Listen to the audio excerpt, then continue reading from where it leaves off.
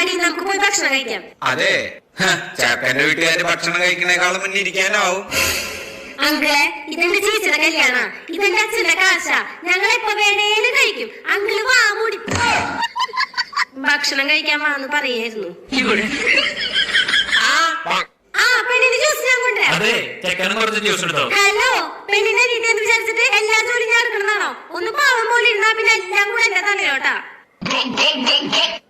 പെണ്ണിന്റെ വീട്ടുകാര് പിസ്തന്മാരാണെന്ന് തോന്നുന്നുണ്ട്.